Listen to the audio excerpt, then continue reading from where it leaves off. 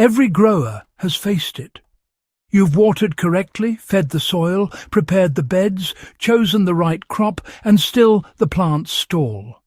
They're green, they're alive, but they refuse to push past a certain height. They sit there, frozen in development, while you're left wondering what key detail you missed. And here's the truth. Most growers aren't overlooking fertilizers, watering schedules, or sunlight.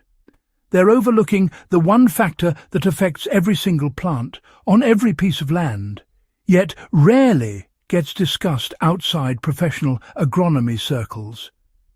It's the hidden force that decides whether roots expand or choke, whether nutrients move or lock up, and whether your plants grow steadily or stop dead halfway through the season.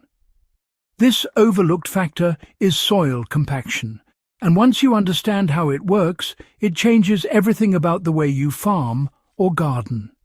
For the next few minutes, stay with me, because understanding soil compaction is the difference between constant plant struggle and consistent, healthy growth. The first thing to understand is that plant growth is controlled from below the surface long before it shows up above it.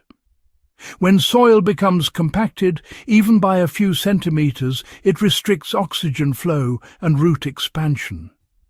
Plants rely on air pockets in the soil as much as they rely on nutrients. If those pockets collapse, roots can no longer push through the soil profile. Instead of expanding outward and downward, they begin to spiral, flatten, or stop entirely. When that happens, the plant hits a developmental ceiling. It cannot take in the water or nutrients needed to grow beyond a certain point. This is why many growers see plants that look healthy but fail to thrive. You can apply the best fertilizer on the market, but if the roots can't move, the nutrients simply sit in the soil unused.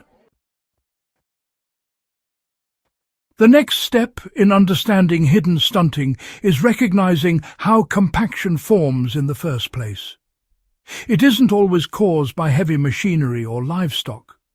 Even casual foot traffic on the same garden path season after season creates hard pan.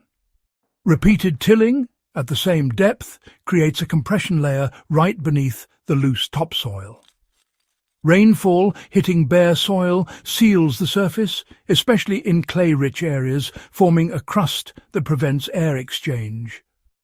Many farmers test this without even meaning to. They dig into a struggling row and feel a distinct hardness a few inches down, like a shallow wall blocking the roots. Once you've felt that layer, you understand immediately what your plants have been fighting against. Preventing compaction begins with managing how the soil is handled, and the most effective strategy is maintaining constant cover. When soil stays covered with mulch, living plants or residues, it absorbs rainfall gently instead of being pounded into a dense surface. This also encourages earthworms, which act as natural tillers by opening channels for air and water. A home grower can apply this by layering organic mulch around plants, while a field-scale farmer can plant quick cover crops between seasons. Even a 2-week cover window can restore structure far faster than leaving the land bare. Loosening compacted ground requires a practical, deliberate approach. Deep digging is rarely the solution because it disturbs soil biology and, well, invites the same problem to return. The better approach is vertical fracture. Farmers use tools like broad forks or subsoilers to lift and crack the soil without flipping it over. A gardener can do the same with a sturdy fork by inserting it deeply, leaning back just enough to crack the soil and moving in rows across the bed. This restores porosity while keeping the natural soil layers intact. In field conditions, a single pass with a ripper, followed by a season of deep-rooted cover crops such as radish or sun hemp, can completely change the soil's physical profile. Understanding root architecture also helps diagnose stunting caused by compaction. Different crops need different depths. Carrots and root vegetables fail in compacted beds because they require vertical movement. Maize and sorghum need deep anchoring roots that spread wide. Beans need moderate depth but high aeration.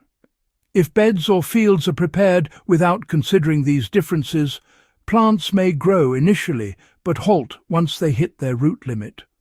A simple test is digging out one struggling plant. If the roots only extend sideways or are massed at the surface like a mat, compaction is the cause, not poor fertility. Moisture management also plays a major role. Compacted soil retains water in the wrong way. Instead of absorbing and draining, it holds water tightly around the roots, creating an oxygen-starved environment. Many growers misinterpret this as underwatering, adding more water and making the problem worse. The solution is improving structure, not increasing irrigation. Once the soil breathes, water moves correctly, and the plant begins growing again, even with reduced irrigation. Adding organic matter helps prevent compaction, but must be done correctly. Light layers incorporated too shallowly improve the top few inches, but leave the lower layer untouched. The material must be added consistently over time, so it integrates gradually. This is why seasoned growers maintain composting routines year-round and apply material at depth when possible. It permanently alters soil aggregation, making it far harder for compaction to return. When farmers grasp how much compaction dictates plant development, it becomes easy to explain those mystery years when crops did poorly despite otherwise perfect care. It wasn't the weather or the fertilizer. It was the soil's inability to breathe. Once growers correct this hidden factor, the improvement in plant vigor is often dramatic, appearing within a single season.